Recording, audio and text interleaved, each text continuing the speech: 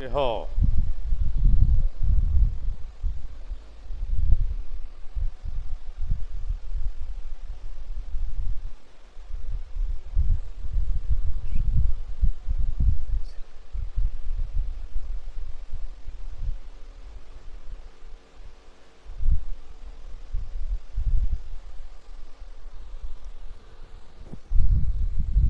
ایک مرتبہ سورہ حمد اور 3 مرتبہ سورہ اخلاص کی تلاوت فرما کر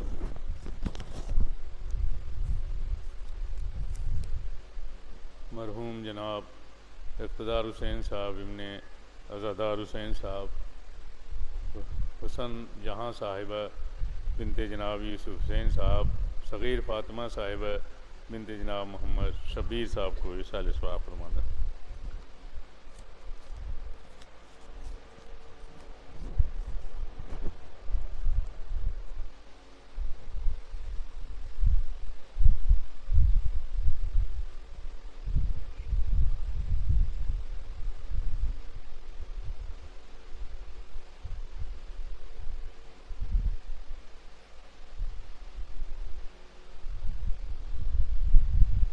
لا حول ولا قوة إلا بالله العلي العظيم۔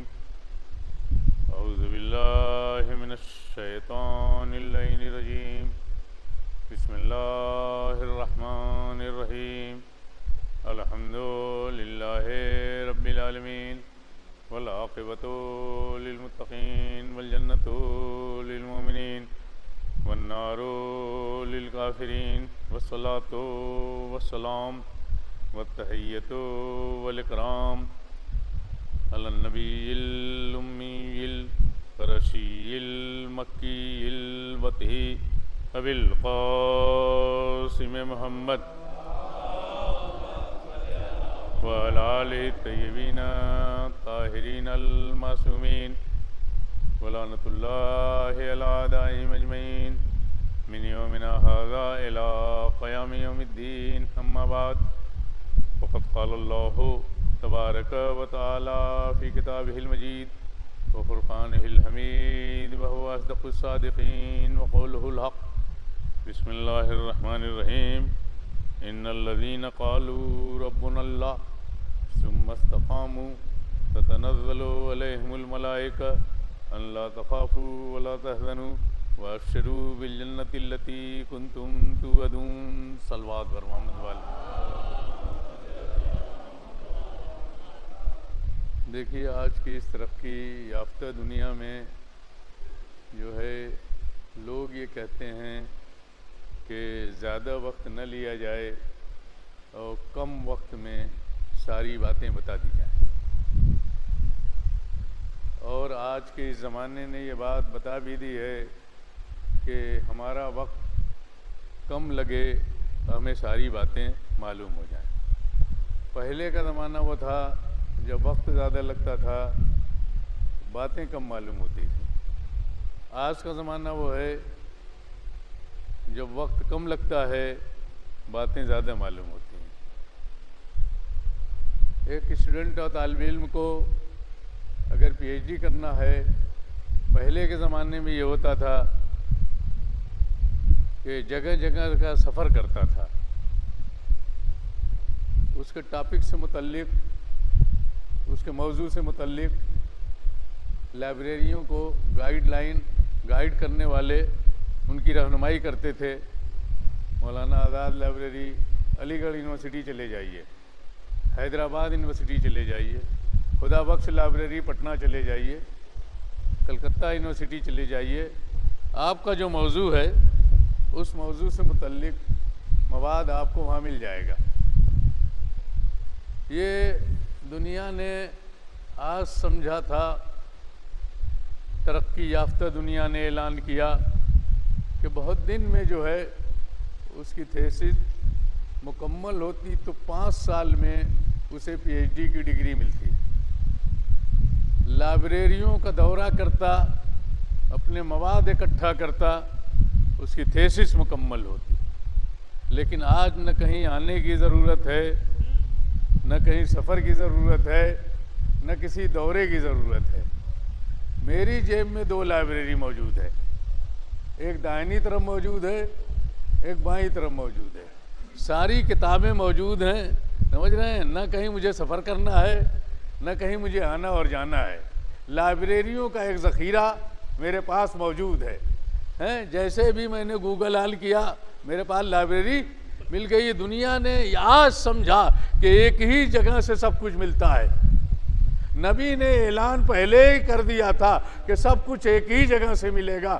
آدم کا علم چاہیے، نوح کا تقوی چاہیے، ابراہیم کی خلت چاہیے، موسیٰ کی ہیبت چاہیے، عیسیٰ کا زہد چاہیے، ایوب کا صبر چاہیے، یوسف کا جمال چاہیے۔ میرے بھائی امیر المومنین علی ابن ابی طالب کا چہرہ دیکھو۔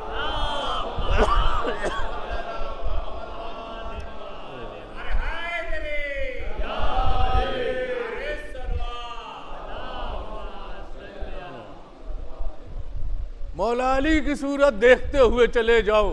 آدم کا علم صورت علی میں ہے، نوح کا تقوی صورت علی میں ہے، ابراہیم کی خلت صورت علی میں ہے، موسیٰ کی ہیبت صورت علی میں ہے، عیسیٰ کا زہد صورت علی میں ہے، ایوب کا صبر صورت علی میں ہے، یوسف کا جمال صورت علی میں ہے۔ جس کی صورت اتنی باکمال ہو اس کی سیرت کس منزل پر ہوگی؟ صلوات بر محمد و آل محمد۔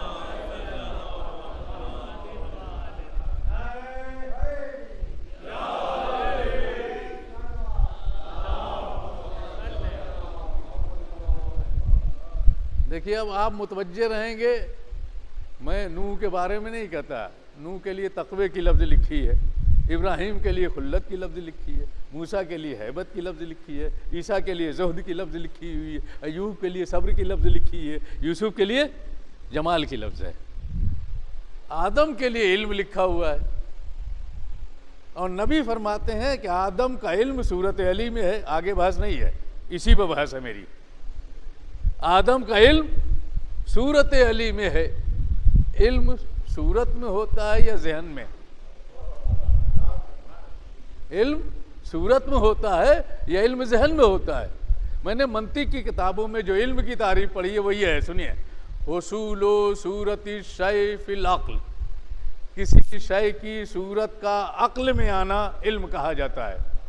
الصورت الحاصلہ من الشیء عند العقل، حاصل شدہ صورت کا عقل میں آنا علم کہا جاتا ہے۔ تو علم کا تعلق صورت سے نہیں، علم کا تعلق عقل سے ہے۔ لیکن نبی کیا فرما رہے ہیں؟ آدم کا علم صورت علی میں ہے۔ اب بات یہاں تک آئی کہ علم آدم صورت علی سے آگے ہی نہیں بڑھ سکا، وہیں پر آ کے تمام ہو گیا۔ عقل علی تمہیں سمجھ میں نہیں آئے گی۔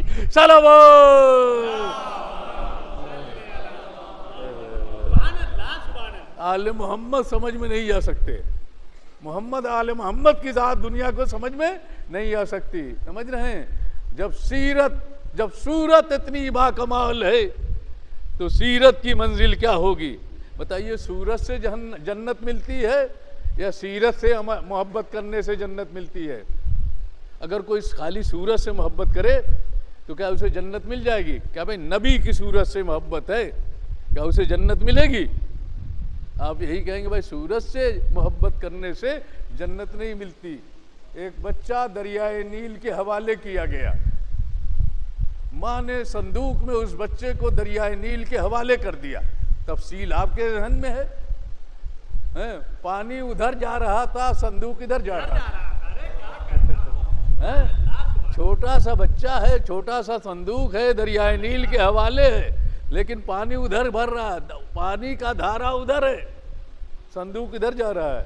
یعنی یہ بچہ صندوق کے اندر رہ کے ایک پیغام دے رہا ہے کہ اگر یہاں کا بنایا ہوا ہوتا تو یہاں کے دھارے میں بہہ جاتا، مجھے وہاں سے بنا کے بھیجا گیا ہے، جو وہاں کا دھارا ہوگا اسی میں جاؤں گا۔ اب آئیے آگے جا کے دیکھیے، 2 لوگ کھڑے ہیں، ایک اپنے زمانے کا سب سے بڑا کافر جو اپنے کو خدا کہلوا رہا ہے، اور اس زمانے کی سب سے بڑی مومنہ جس کو آسیہ کہتے ہیں، دو لوگ ایک جگہ کے اوپر کھڑے ہوئے ہیں، صندوق ادھر ہی جا رہا جدھر یہ لوگ کھڑے ہوئے انتظار کر رہے ہیں صندوق کا۔ دیکھیں انتظار ہر ایک کرتا ہے، چاہے مومن ہو وہ بھی منتظر ہے، چاہے کافر ہو وہ بھی منتظر ہے، لیکن دونوں کے نظریات ایک جیسے نہیں ہیں، ایک ساتھ ہیں، ایک گھر میں رہتے ہیں، ایک رشتے سے جڑے ہوئے ہیں، لیکن نظریات الگ الگ ہیں۔ اس کا مطلب یہ ہے کہ اگر ایک رشتے سے جڑ جائے تو یہ فیصلہ نہ دیجیے گا کہ دونوں کے نظریات ایک جیسے ہیں۔ اگر دونوں ایک جگہ کھڑے ہو جائیں تو یہ فیصلہ نہ کیجیے گا کہ دونوں کے نظریات ایک جیسے ہیں، بلکہ یہاں تو دو نظریے کے کھڑے ہیں۔ ایک اس نظریے کا ہے کہ اگر کوئی اس میں بچہ ہوگا تو میں اسے قتل کر دوں گا، ایک اس نظریے کی کھڑی ہے کہ اگر اس میں کوئی بچہ ہوگا تو میں اسے پال لوں گی، میرے پاس اولاد نہیں۔ کیا یہ مجھے جملہ کہنے کی اجازت ہے کہ مومن کسے کہتے ہیں اور کافر کسے کہتے ہیں؟ مومن وہ ہے جو بچے کی حیات چاہتا ہے، کافر وہ ہے جو بچے کی ممات چاہتا ہے۔ صلوات بر محمد و آل محمد۔ اب ظاہر ہاتھ اس میں کس کا نفسیاتی طور سے بتائیے کون ہاتھ بڑھایا ہوگا؟ فرعون نے ہاتھ بڑھایا پہلے، سب سے پہلے۔ جیسے ہی فرعون نے ہاتھ بڑھایا صندوق ادھر چلا گیا، اب ادھر ہاتھ بڑھا رہا ہے صندوق ادھر چلا گیا۔ اتنا صندوق نے تھکایا، یعنی موسیٰ نے وقت کے خدا کو اتنا تھکایا کہ پسینے آنے لگے۔ ایسا بھی خدا ہوتا ہے جو تھک جایا کرتا ہے۔ پھر مومنہ نے آواز دی ہٹو، اور جیسے ہی زن مومنہ نے ہاتھ بڑھایا صندوق کھنچ کے خود بخود قریب آ گیا۔ یعنی موسیٰ صندوق کے اندر رہتے ہوئے ایمان کی خوشبو محسوس کر رہے تھے کہ مومنہ کا ہاتھ بڑھ گیا ہے، قریب آ جاؤ، کافر کا ہاتھ بڑھا دور ہو جاؤ۔ جو موسیٰ صندوق کے اندر بند رہتے ہوئے فرق محسوس کر رہا ہے کہ مومن کا ہاتھ کون ہے، کافر کا ہاتھ کون ہے، اب مومن کا ہاتھ بڑھا قریب آ جاؤ، کافر کا ہاتھ بڑھا دور ہو جاؤ، تو اگر موسیٰ جیسا نبی صندوق کے اندر بند رہتے ہوئے ایمان و کفر کا فرق سمجھ رہا ہے تو سید الانبیاء خاتم المرسلین حضرت محمد مصطفیٰ صلی اللہ علیہ وآلہ وسلم آنکھیں کھول کے نہ پہچانے آگوش کفر کون ہے، آگوش ایمان کون ہے۔ صلوات بر محمد۔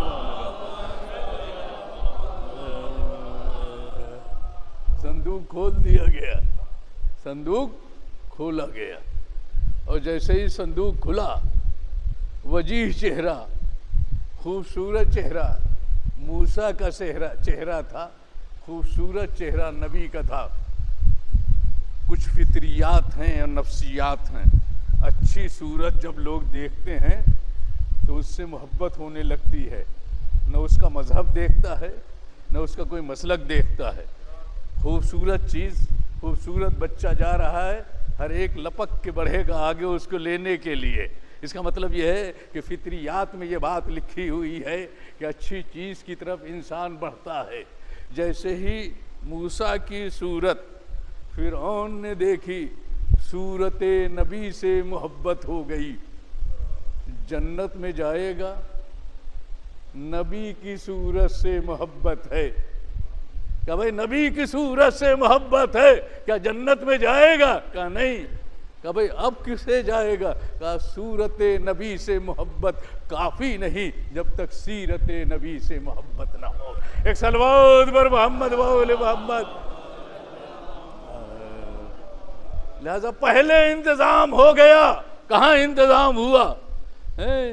فرعون کے دربار میں ایک زن مومنہ کا انتظام پہلے سے ہو گیا۔ موسیٰ بعد میں جائیں گے، مومنہ پہلے جائے گی۔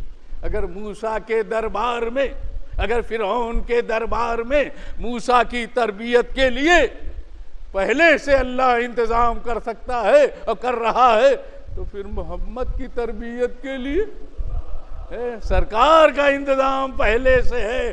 الم یجد کا یتیمن فآوا, ہم نے آپ کو یتیم پایا تو پناہ نہیں دی. ایک صلوات بر محمد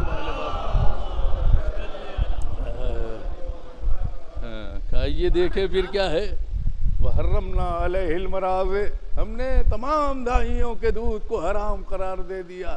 تو پھر حلیمہ راولی روایت کہاں سے لے آئے؟ جب موسیٰ کسی اور کا دودھ نہیں پی سکتے تو سرکار کسی اور کا دودھ کیسے پیئیں گے؟ تمہیں کچھ معلوم بھی ہے سرکار عمران جناب ابو طالب کی انگلیوں سے شیر جاری ہوتا تھا جو سرکار ختمی مرتبت کی غذا تھی. آغوش وہیں سے ملی اور رزق بھی وہیں سے ملا. صلوات بر محمد وآل محمد. آئیے, اس لیے کہ بڑا سب آپس میں ایک دوسرے سے ربط پایا جا رہا ہے. جناب ابو طالب کا ایک شعر ہے, الم تعلموا انا وجدنا محمدا نبیا کموسیٰ قد خط فی اول الکتب. کیا تم نہیں جانتے ہو؟ تم تو نہیں جانتے, ابو طالب جانتا ہے. تمہیں کیا معلوم؟ ابو طالب کو معلوم ہے. ہم نے محمد کو موسیٰ جیسا نبی پایا. کچھ مثلیت کی بات ضرور ہے جو ابو طالب فرما رہے ہیں کہ میں نے محمد کو موسیٰ جیسا نبی پایا. قد خط فی اول الکتب, یہ پہلے کی کتابوں میں بات لکھی ہوئی ہے. سرکار کیا فرما رہے ہیں آپ؟ پہلے کی کتابوں میں یعنی توریت میں. کہاں؟ توریت میں لکھا ہوا ہے, انجیل میں لکھا ہوا ہے, زبور میں لکھا ہوا ہے, قرآن میں لکھا ہوا ہے. یعنی مجھے ساری کتابوں کا علم ہے. حوالہ وہی دیتا ہے جو ان کتابوں کو پڑھا ہوا ہو. تو عالم زبور کا نام ہے ابو طالب, عالم توریت کا نام ہے ابو طالب, عالم انجیل کا نام ہے ابو طالب, عالم قرآن کا نام ہے ابو طالب. صلوات بر محمد وآل محمد.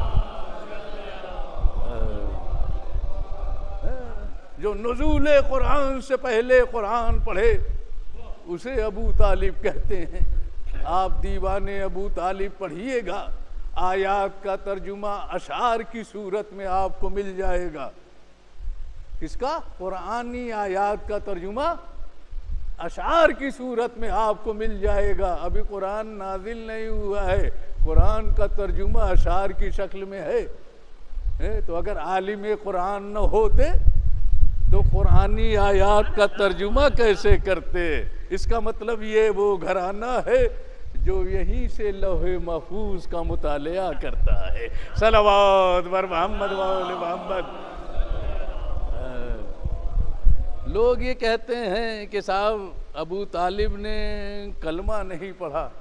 کلمہ پڑھنے کا مجھے طریقہ بتائیے کہ کلمہ کیسے پڑھا جاتا ہے. کیا لا الہ الا اللہ محمد رسول اللہ علی ولی اللہ, اس لفظوں کے علاوہ بھی طریقہ کوئی ہے کلمہ پڑھنے کا؟ پڑھ سکتے ہیں؟ نہیں پڑھ سکتے ہیں. میں ایک مثال دیتا ہوں. جب جناب موسیٰ فرعون کے دربار میں جادوگروں کی رسیاں بل کھاتی ہوئی چلی, اپنا عصا پھینک دیا, عصا اژدہا بن گیا, ساری رسیاں ختم ہو گئی.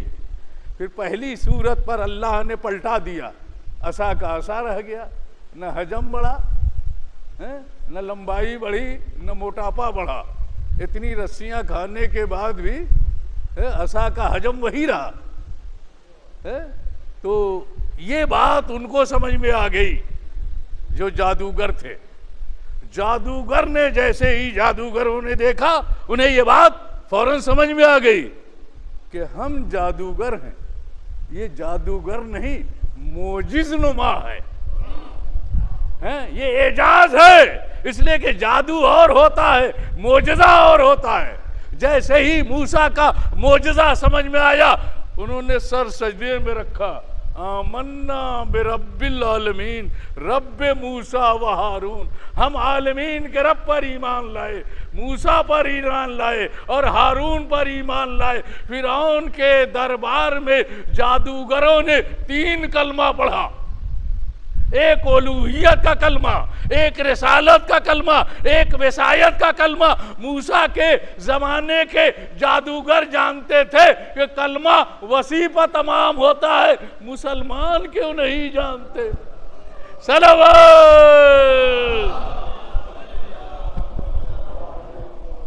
کیوں رک گئے آدھے کو اوپر؟ ارے وسیع کا کلمہ پڑھو، ولی کا کلمہ پڑھو، جس پر نجات کا ذریعہ ہے وہ کلمہ پڑھو۔ ولایت امیر المومنین علی ابن ابی طالب۔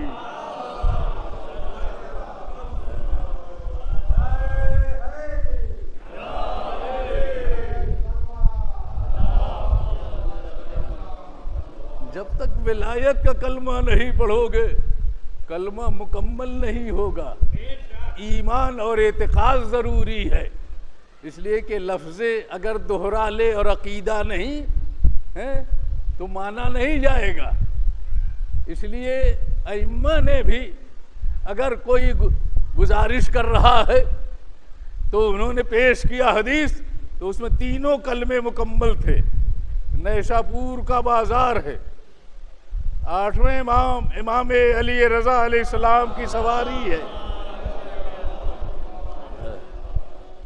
لاکھوں سے زیادہ مجمع ہے، 24,000 قلمدان موجود ہیں، ہر ایک 24,000 کے ہاتھوں میں قلم و کاغذ ہے، ہر ایک یہی کہہ رہا ہے کہ سرکار اپنے جد کی کوئی حدیث ارشاد فرمائیے۔ کون؟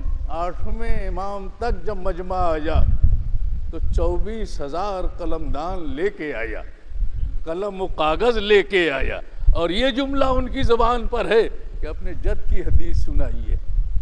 ایک قلم و کاغذ سے روکا تھا، 24,000 قلم و کاغذ دیکھو، اور یہ خود سے لائے ہیں، مانگا نہیں گیا ہے۔ اور جیسے ہی یہ مجمع آگے بڑھ رہا ہے، گریہ و زاری کی صدائیں ہیں، ہماری میں سرکار ہیں، موجود ہیں، جمال مبارک کی زیارت کرائیے۔ بہت دنوں سے بعد فرزند رسول کی زیارت ہم لوگ کریں گے، مشتاق ہیں۔ ایک مرتبہ ہماری سے سر نکالا، کیا فرمایا؟ کلمۃ لا الہ الا اللہ حسنی ومن دخل حسنی امن من عذابی۔ ہماری کے اندر سر، پھر تھوڑی دور مجمع آگے بڑھا، یہ حدیث کا فقرہ لکھ لیا گیا۔ اس کے بعد پھر ہماری سے سر نکالا، فرماتے ہیں لیکن بشرطہا و شروطہا،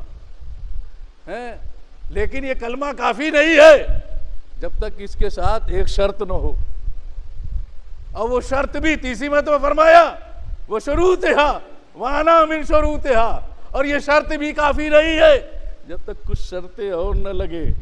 انہی شرطوں میں سے ایک شرط میں ہوں۔ کلمہ ہو گیا مکمل کہ نہیں؟ میں بتاتا ہوں کلمہ کیسے مکمل ہوا۔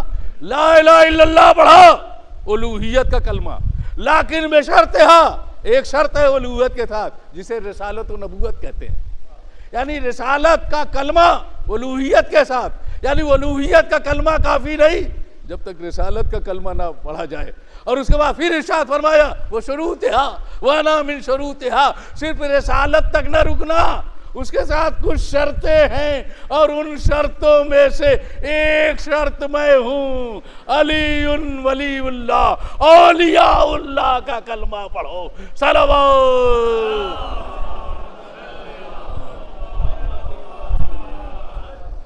اولیاء اللہ کا کلمہ جب تک نہ پڑھا جائے کلمہ نامکمل ہے۔ یہ کون سی حدیث ہے؟ اپنے جد کی حدیث ارشاد فرمائیے، جد کی حدیث ہے۔ اس لیے بیچ میں کوئی راوی غیر معصوم نہیں، سارے راویوں کا سلسلہ جو ہے معصوم کا ہے۔ یہ حدیث نیشاپور کے بازار کی ہے، جس میں سارے کے سارے راوی کیا ہے؟ معصوم ہے۔ کیا فرماتے ہیں؟ مجھ سے میرے پدر بزرگوار نے ارشاد فرمایا، ان سے ان کے پدر بزرگوار نے، ان سے ان کے پدر بزرگوار نے، ان سے ان کے پدر بزرگوار نے، آقا حسین تک، آقا حسن تک، مولا علی تک، اور ان سے سرکار ختمی مرتبت نے، اور ان سے جبریل نے، اور جبریل سے وحدہ لا شریک تک سلسلہ پہنچا۔ بتائیے کوئی معصوم کے علاوہ ہو تو؟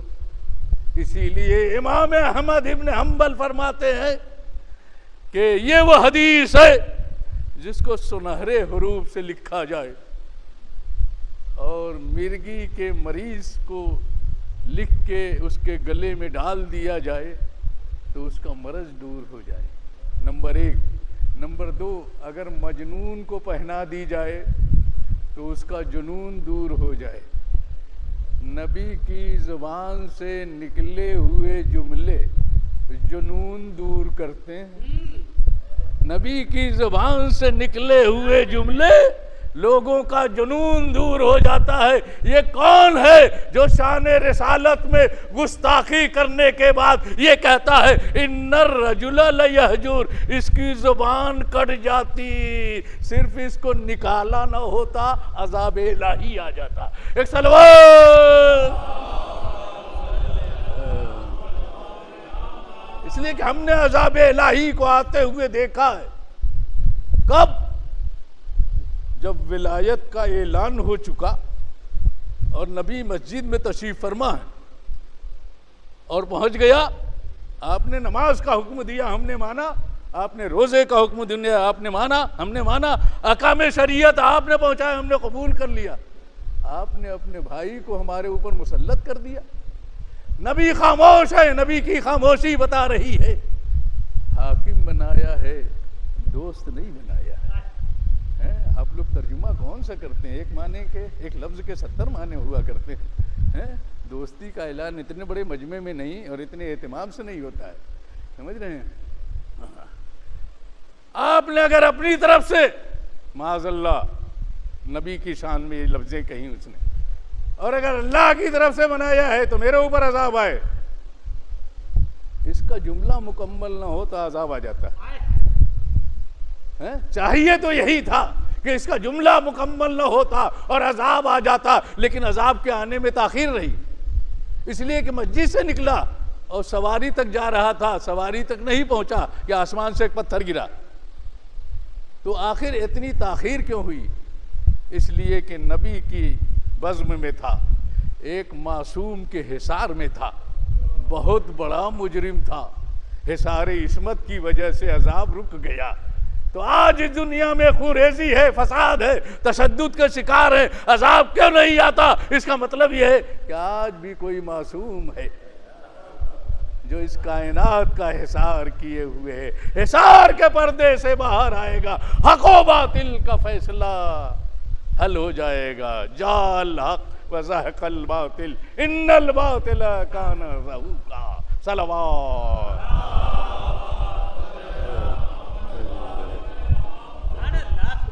اچھا، عذاب کی صورت کیا تھی اس کے اوپر؟ تفصیل آپ کے ذہن میں، عذاب کی کیا صورت تھی؟ عذاب کی صورت یہ تھی کہ آسمان سے پتھر آیا۔ پالنے والے ابابیل کو ہم نے دیکھا ہے، جب بیعت کا وقت آیا ابابیل کو بھیج دیا تھا حفاظت کے لیے۔ آج علی کی ولایت سے انکار کرنے والا یا منکر ولایت امیر المومنین کسی جانور کو بھیج دے، پتھر، اس لیے کہ بیعت کی جو حفاظت ہے ابابیل کے ذریعے، منکر ولایت کی حفاظت ابابیل کے ذریعے، کہا نہیں، بیعت کی حفاظت میں وسیلے کی ضرورت تھی۔ علی کی ولایت کے منکر کے لیے بیچ میں وسیلہ نہیں بناؤں گا، براہ راست آسمان سے پتھر آئے گا۔ اب وسیلہ نہیں تو پتھر کس نے بھیجا؟ صلوات۔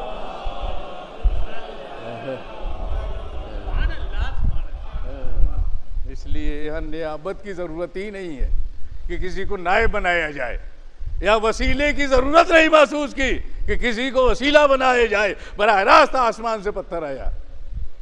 یہاں میں اور وہاں میں فرق کیا ہے؟ یہاں کسی نے نہیں دیکھا آسمان سے پتھر، تو اس کا مطلب اللہ کو جلال آیا تھا جو اس پر عذاب آیا تھا۔ ابھی تو ایک عذاب دیکھا تم لوگوں نے جو دنیا میں تھا، علی کی ولایت سے انکار کرنے والے کا عذاب دنیا میں لوگوں نے دیکھ لیا، آخرت میں عذاب کیا آئے گا یہ اللہ بہتر جانتا ہے، رسول اللہ بہتر جانتا ہے۔ صلوات بر محمد و آل محمد۔ اللہ کی طرف سے جو منتخب ہو جاتا ہے، ہم نے یہی دیکھا کہ وہ بھاگنے والے کا پیچھا نہیں کرتا۔ مولا علی کبھی بھاگنے والوں کا انہوں نے پیچھا نہیں کیا، سمجھے؟ تاریخ یہی کہتی ہے کہ اپنی جگہ پر لڑتے رہے، جو بھاگ گیا اپنی جان بچا کے بھاگو۔ تو جب اللہ کی طرف سے ایک جانور منتخب ہو گیا تو یہ بھاگنے والوں کا پیچھا کیوں کر رہا ہے؟ اور مقام ثنا تک یہ جانور کیوں پہنچے؟ یہ ابابیل وہاں تک کیوں پہنچی؟ مقام ثنا تک وجہ کیا ہے؟ کوئی نہ کوئی وجہ ضرور ہے۔ اس لیے اللہ کا انتخاب جانوروں میں بھی ہے، انسانوں میں بھی ہے۔ تو اگر کوئی جانور کا انتخاب ہے تو جہاں مارنا تھا وہاں مار دیا، کاسفن معقول، چبایا ہوا بھوسا۔ اب یہ پرندے جو ہے مقام ثنا تک کیوں پہنچے؟ وجہ کیا ہے؟ کوئی نہ کوئی وجہ ضرور ہوگی مقام ثنا تک جانے کے لیے۔ وجہ یہ ہے کہ جس قسم کا عذاب آیا ہے یہاں پر، اور پرندے آئے ہیں اور انہوں نے کنکریاں ماری ہیں، یہ واقعہ اگر کہیں جا کے بیان کیا جائے تو کوئی ماننے کے لیے تیار نہیں ہوگا۔ کہا بھائی کیا ہوا؟ کعبے کو ڈھا چکے۔ اب یہ مجمع بھاگا ثنا تک، جب انہوں نے دیکھا کہ کنکریاں ہیں، ہاتھی ختم، سپاہی ختم، اور جس کو اوپر کنکری پڑی کاسفن معقول، چبایا ہوا بھوسا، تب وہ مجمع بھاگا مقام ثنا تک۔ اب یہ پرندے بھی وہاں گئے، کیوں؟ وہاں جا کے بیان کیا انہوں نے کہا بھائی کعبے کو ڈھائے، کعبہ ڈھانے کے لیے گئے تھے، ڈھا کے چلے آئے۔ کہا بھائی وہ چھوٹے چھوٹے پرندے اور چھوٹے چھوٹی کنکریاں اور ہمارا لشکر ختم ہو گیا۔ جھوٹ بول رہے ہو۔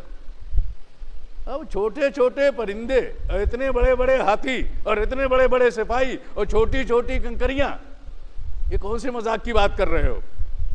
لہذا لوگ یقین نہیں کرتے، لہذا ضروری تھا کہ اس تاریخ کو یقین تک پہنچانے کے لیے ابابیل اس مقام تک جائے جہاں سے یہ آئے تھے، تاکہ انہیں یقین ہو جائے کہ نہیں بھائی وہ چھوٹے ہی پرندے تھے، کنکریاں بھی چھوٹی تھی۔ لہذا مقام ثنا تک پہنچے تو انہوں نے کہا دیکھو پرندے آ رہے ہیں، دیکھو وہ پرندے آ رہے ہیں جنہوں نے حملہ کیا۔ اب انہوں نے وہاں بھی حملہ کیا، بھاگتے ہوئے والوں کو بھی مار دیا۔ لیکن یہ کمال ہے، اوپر سے حملہ ہے اور کنکری کہاں گر سکتی ہے؟ آپ بتائیے مجھ کو۔ ایک آدمی دور سے جو ہے اپنے دشمن کو گولی مارنا چاہتا ہے، وہ اتفاق سے دوسرے کو لگ گئی، کبھی نشانہ خطا کر گیا، اس لیے کہ ایک آدمی اور 2-3 لوگ کھڑے ہوئے تھے بیچ مجمع میں، اسی کو مارنا تھا جو اس کا دشمن ہے فرض کیجئے، لیکن وہ لگ گئی کسی اور کو۔ تو ہمارے انتخاب میں تو یہ غلطی ہو سکتی ہے کہ جس کو ہم منتخب کریں اس سے خطا کا امکان ہے، لیکن اگر اللہ نے کسی جانور کو بھی منتخب کر دیا، اوپر سے کنکری گری تو اسی پر گری جو کعبے کو ڈھانے کے لیے گیا تھا، جو پوچھ رہا تھا، اس پر کنکری نہیں گری۔ اللہ اگر کسی جانور کو بھی منتخب کر لیتا ہے تو نہ شک ہے، نہ سہو ہے، نہ نسیان ہے، نہ ہزیان ہے، تو پھر انسان کو کیسے ہزیان ہے؟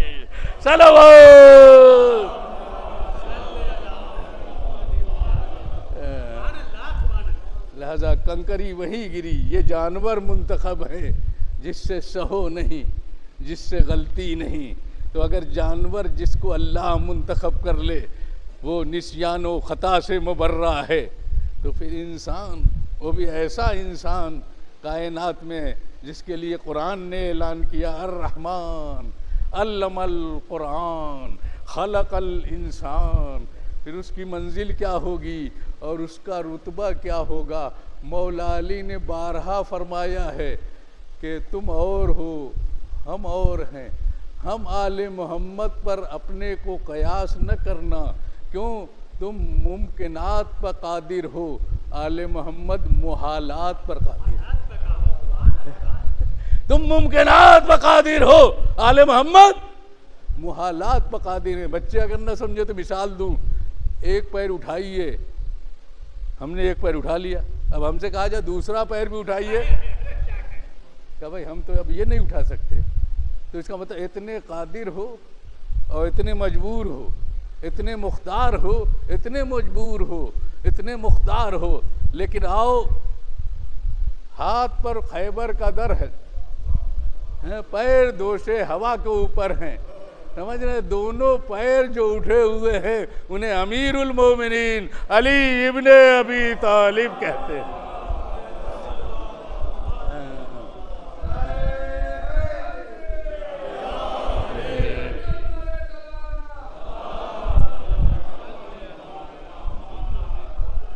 بھائی تم لوگ سو رہے ہو تو سو رہے ہو، جگ رہے ہو تو جگ رہے ہو، ایک ہی وقت میں سو بھی رہے ہو اور اسی وقت میں جگ رہے ہو، یہ ہو ہی نہیں سکتا، سمجھ رہے ہیں؟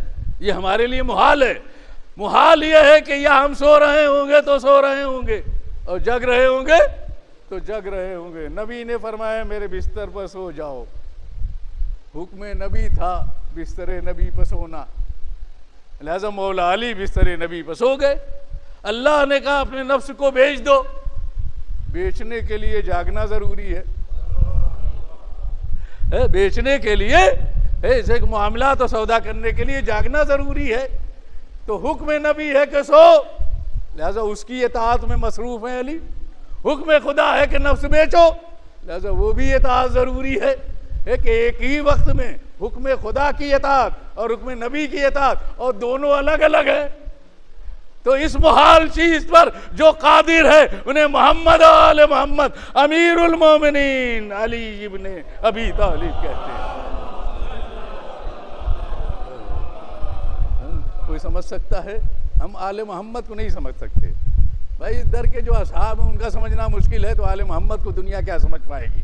عقل ہے چھوٹی، فضائل ہیں بڑے، شعور و ادراک کم ہے، فضائل مکمل ہے اور بلند درجے تھے، ہمارے ذہن میں آل محمد نہیں آ سکتے، ان کی مرتبہ ان کی فضیلت نہیں۔ کہا بھائی نماز پڑھ رہے ہو، دوسرا کام ہم نہیں کر سکتے، اس لیے خالی نماز ہی پڑھتے رہیں گے، دوسرا کام کریں تو ہو سکتا ہے ہماری نماز صحیح نہ ہو۔ لیکن مولا علی وہ ہے جو نماز بھی پڑھ رہے ہیں حالت رکوع میں۔ نماز انفرادی عبادت کا نام ہے، زکوٰۃ اجتماعی عبادت کا نام ہے۔ ایک ہی وقت میں جو انفرادی عبادت بھی اور اجتماعی عبادت بھی انجام دیتا ہے اسے امیر المومنین علی ابن ابی طالب۔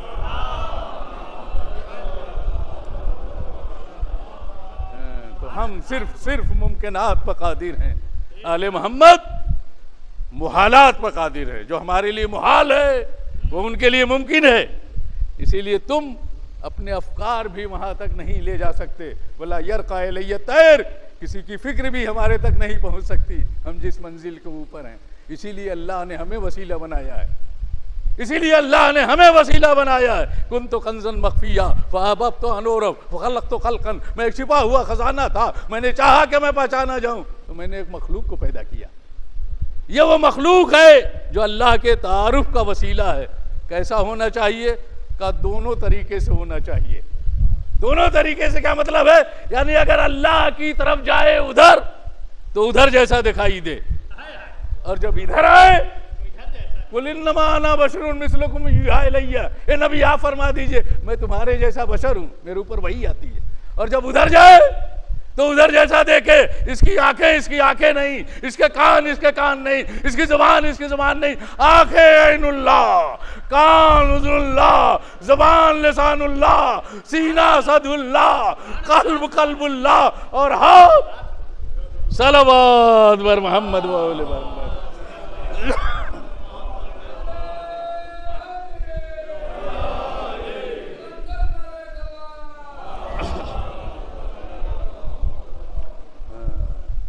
نہیں فضیلت تک پہنچ سکتی دنیا کہ آل محمد کے فضائل کیا ہیں اور آل محمد کے مراتب کیا ہیں۔ تمہیں کچھ نہیں سمجھ میں آ سکتا ہے، بحث نہ کرنا کسی منزل کو اوپر، اس لیے کہ تم کو کئی مثالیں ہم نے دی ہیں اور ان مثالوں پر تم قادر ہی نہیں ہو، تمہارے لیے ناممکن ہے۔ تو اب یہ نہ کہہ دینا کہ یہ ہمیں سمجھ میں نہیں آتا کہ ایک رکاب سے پیر دوسرے رکاب تک جاتے جاتے قرآن کیسے ختم ہو گیا؟ جب تمہیں یہ سب سمجھ میں نہیں آیا تو یہ بھی سمجھ میں نہیں آئے گا۔ صلوات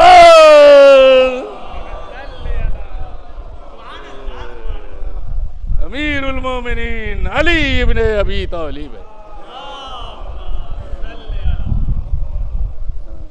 پوچھ لیے ہوتے تو سمجھ میں آ جاتا، اچھی اور قاعدے کی بات پوچھتے تو سمجھ میں آتا۔ قاعدے کی بات کسی نے پوچھی نہیں۔ کوفے کے منبر سے اعلان تو یہی تھا، سلونی سلونی قبل ان تفقدونی، پوچھ لو مجھ سے، پوچھ لو قبل اس کے کہ تم مجھے گم کر دو۔ علی گم ہونے والا نہیں ہے۔ علی کل بھی حاضر و ناظر تھا، آج بھی حاضر و ناظر ہے، کل بھی حاضر و ناظر رہے گا۔ یہ اعلان ہم کرتے ہیں، اشہد ان امیر المومنین و امام المتقین۔ صلوات۔ ہمارے یہاں اعلان ہے، کیوں آدھی نماز اور آدھی اذان کہہ کے آتے ہو؟ پوری اذان کہو، پوری نماز پڑھ کے آؤ۔ اس لیے ہم جب کوئی بھی کام کرتے ہیں تو مکمل کرتے ہیں۔ نبی نے فرمایا انا وعلی من نور واحد، ایک نور کا مسجد سے اعلان کر دیا، دوسرے نور کو چھوڑ کے چلے آئے۔ ایک ہی نور کے دو ٹکڑے ہیں۔ اللہ کو تو اس پر بہت زیادہ بھروسہ ہے جو دوسرا نور ہے، اور نبی کو بھروسہ ہے۔ اس لیے قرآن کی آیت آئی، یا ایھا النبی جاہد الکفار والمنافقین، اے نبی کفار اور منافقین سے جہاد کیجئے۔ تاریخ نبی پڑھیے گا، کفار سے جہاد ملے گا، منافقین سے نہیں۔ 28 سفر کو چلے گئے اور منافقین سے جہاد پوری عمر میں نہیں کیا، اور آیت پوری نبی پر آئی تھی۔ آدھا عمل کیا، آدھا چھوڑ کے چلے گئے، تو یہ آدھا چھوڑا تو کس کے لیے چھوڑا؟ ایک نور کا دوسرا ٹکڑا بے نہیں ویسا ہے جیسا نبی ہے۔ اسی لیے منافقین سے جہاد امیر المومنین علی ابن ابی طالب کا ملے گا۔ صلوات بر محمد۔ اللہ بھی کہہ رہا ہے کہ دونوں ایک ہیں، نبی بھی کہہ رہے ہیں کہ میرا چھوڑا ہوا کام جو مکمل کرے گا اسے امیر المومنین کہتے ہیں۔ ہم چھوڑ کے چلے آئے مسجد ہی میں، اشہد ان محمد رسول اللہ کہا، واپس آ گئے۔ جس مسجد سے دین کے لانے والے کا اعلان، اسی مسجد سے دین کے بچانے والے کا اعلان ہونا چاہیے۔ بھائی آدھا اعلان کرنے سے فائدہ کیا ہے؟ کہ دین کے لانے والے کا اعلان تو ہے، دین کے بچانے والے کا، ہم دین کے لانے والے کا اعلان کرتے ہیں، اسی مسجد سے دین کے بچانے والے کا اعلان کرتے ہیں۔ اسی لیے جب اذان و اقامت کہتے ہیں تو دین کے لانے والے کا اعلان ہے، اور جب نماز ختم کر کے السلام علیک یا ابا عبداللہ الحسین زیارت پڑھ کے آتے ہیں تو دین کے بچانے والے کا اعلان کر کے آتے ہیں۔ ہماری عبادت اس وقت مکمل ہے جب دین کے لانے والے کا بھی اعلان ہو اور دین کے بچانے والے کا بھی اعلان ہو۔ جس نے بچایا حسین ابن علی کہتے ہیں، کربلا کہتے ہیں، مخدرات عصمت و طہارت ہیں، جنہوں نے بچا کے دین ہمیں اس منزل تک دیا۔ آئیے، بڑی مشکلات، کرب و بے چینی و پریشانی، ایک دوپہر میں گھر اجڑ گیا، چاہنے والے نظروں کے سامنے شہید ہو گئے۔ ہر ایک کا جس نے لاشا اٹھایا اسے حسین ابن علی کہتے ہیں۔ کبھی اصحاب کے لاشیں اٹھائے، کبھی اجزاء کے لاشوں کو اٹھایا۔ ہاں زادارو، ایک لاشا دریا کے کنارے ہے، ایک لاشا پشت خیمہ دفن کر دیا، لیکن وہ بچہ زمین میں نہ رہ سکا۔ جب اشقیاء نے سروں کو شمار کیا، ایک سر کم نکلا۔ بڑے بڑے بھالے، بڑے بڑے نیزے زمین کربلا میں گاڑتے ہوئے جا رہے تھے۔ نرم زمین میں نیزہ گیا، علی اصغر کا لاشا باہر آ گیا، سر و تن میں جدائی ہو گئی، نوکے نیزہ پر سر بلند ہوا۔ اے اصغر، تمہارا چھڑ چھوٹا تھا، تمہارا جسم چھوٹا تھا، تمہارے جسم پر نیزے مارے گئے۔ فضا نے خبر سنائی، شہزادہ شہزادی غضب ہو گیا، اب کون سی غضب کی خبر لائی ہو، گھر اجڑ گیا، گود کے پالے نظروں کے سامنے شہید ہو گئے، اب کون سی غضب کی خبر ہے؟ شہزادی میدان میں گھوڑوں کی نعل بندی ہو رہی ہے، مظلوم آقا کا لاشا میدان میں پڑا ہوا ہے، گھوڑوں کی نعل بندی مکمل ہوئی، گھوڑے دوڑا دیے گئے، ادھر کے گھوڑے ادھر، ادھر کے گھوڑے ادھر، بیچ میں آقا کا لاشا پامال میں اسپا ہو گیا۔ میں ایک جملہ کہتا ہوں، کربلا کے مصائب اگر ہم صحیح اور اس کی حقیقت کو جان لیں تو ہم زندہ نہیں رہ سکتے۔ کتنا بڑا ظلم ہوا، جس بچی کی عمر صرف 4 سال کی تھی، اسے اونٹ کی ننگی پشت سے باندھ دیا گیا، جب اونٹ چلتا تھا سکینہ فریاد کرتی تھی، پھوپھی اماں میری مدد کیجئے، پھوپھی اماں میری مدد کیجئے۔ عزیزو زینب آواز دیتی تھی، اے بیٹی تمہارے لیے امر بڑا مشکل ہے کہ تم اپنی پھوپھی کو آواز دے رہی ہو اور تمہاری پھوپھی تمہاری مدد نہیں کر پا رہی ہے۔ ایک رسی ہے 12 گلے ہے، اہل حرم پسے گردن سے ہاتھ بدھے ہوئے ہیں، واہ زینبا واہ کلثوما واہ سکینہ۔ بڑی دیر لگی بابو ساتھ تک جاتے ہوئے، بہت کم وقت کا فاصلہ ہے اور وقت کم لگتا ہے، لیکن ساعت کا مطلب ہے بہت گھنٹے لگے۔ جب اہل حرم وہاں پہنچے تو وہاں تک پہنچنے میں بہت دیر لگی اور پھر قافلہ روک دیا گیا۔ ابھی دربار کی آرائش باقی ہے، جب دربار کو سجا لیا جائے گا اہل حرم ننگے سر اور ننگے پاؤں دربار میں جائیں گے۔ علی کی بیٹی قریب آئی ہے، بیٹا سید سجاد، اب کیوں روک لیا گیا؟ پھوپھی اماں بھی دربار سجنا باقی ہے، آؤ بیویوں قریب آ جاؤ۔ بیویوں کو قریب بلایا، ہاتھوں کو اٹھایا، سر مظلوم کربلا پر نظر پڑ گئی۔ زینب سب کچھ بھول گئی، دیکھا بھیا کی آنکھوں سے آنسو جاری ہے۔ بھیا کیا علی اکبر کا سینہ یاد آ گیا، کیا عباس کے کٹے ہوئے بازو یاد آ گئے، کیا اصغر کا گلا یاد آ گیا، کیا قاسم کا پامال لاشا یاد آ گیا؟ آواز آئی بہن اسی طرح بھرے دربار میں چلی جاؤ، جو ہاتھ اٹھاتا واپس آ جاتا ہے۔ اہل حرم دربار میں پہنچے، عزاداروں ظالم نے تعارف کرانا شروع کیا، یہ زینب بنت علی ہے، یہ ام کلثوم بنت علی ہے، یہ لیلی ہے، رقیہ ہے، یہ ام فروا، یہ سکینہ بنت الحسین ہے۔ جب تک اسے بابا کا سینہ نہیں ملتا اسے نیند نہیں آتی۔ ایک مرتبہ ظالم کہتا ہے میں زینب سے بات کروں گا۔ جیسے یہ جملہ فضہ نے سنا، اپنی شہزادی کے سامنے آ کے کھڑی ہو گئی۔ کس کی مجال ہے جو میری شہزادی سے گفتگو کرے؟ شمر تازیانہ لے کے آیا، یزید نے کہا اس ضعیفہ کو میرے سامنے سے ہٹا دو۔ شمر کا تازیانہ فضہ کے قریب آیا، ایک مرتبہ فضہ سے کہا ہٹ جاؤ فضہ، زینب سے یزید بات کرنا چاہتا ہے۔ ایک مرتبہ فضہ نے کہا کس کی مجال ہے جو مجھے میری شہزادی کے سامنے سے ہٹا دے؟ جب تک دم میں دم ہے دربار میں شہزادی کا پردہ بچا کے رہوں گی۔ ایسی وفادار ہوتی ہیں کنیزیں، جزاکم اللہ خیر الجزا۔ نہیں ہٹو گی، یہ تازیانہ تمہیں ہٹا کے رہے گا۔ جیسے ہی ہوا میں تازیانے کو لہرایا، ایک مرتبہ فضہ نے حبشی غلاموں کی طرف نظر کی، اے حبش کے رہنے والوں تمہیں کیا ہو گیا ہے؟ تمہارے قوم و قبیلے کی ایک خاتون کی بے عزتی کی جا رہی ہے اور تم کھڑے ہوئے دیکھ رہے ہو۔ کہا تم کون؟ کہا حبش کی رہنے والی، میرا نام فضہ ہے، حبش کا نام سننا تھا، حبشی غلاموں میں تلواریں نکال دی۔ آئیے غیرت دیکھیے، حبشیوں میں زیادہ ملی یا عربوں میں زیادہ غیرت ملی؟ ایک مرتبہ حبشیوں نے تلواریں نکال لی، یزید شمر کو روک دے ورنہ اس دربار میں خون کی ندیاں بہہ جائیں گی۔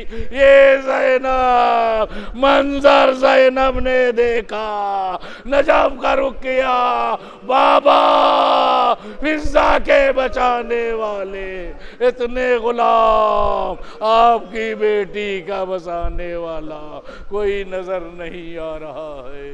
واہ علیہ واہ حسینہ واہ مظلومہ، لعنت اللہ علی القوم الظالمین وسيعلم الذین، ظلموا وَأَيُّ مُنْقَلِبٍ يَنْقَلِبُونَ، ایک مرتبہ سورہ حمد اور 3 مرتبہ سورہ اخلاص کی تلاوت فرما کر جناب اقتدار حسین صاحب، ابن جناب عزادار حسین صاحب، حسن جہاں صاحبہ بنت جناب یوسف حسین صاحب، صغیر فاطمہ صاحبہ بنت جناب محمد شبیر صاحب، سورہ حمد اور سورہ اخلاص۔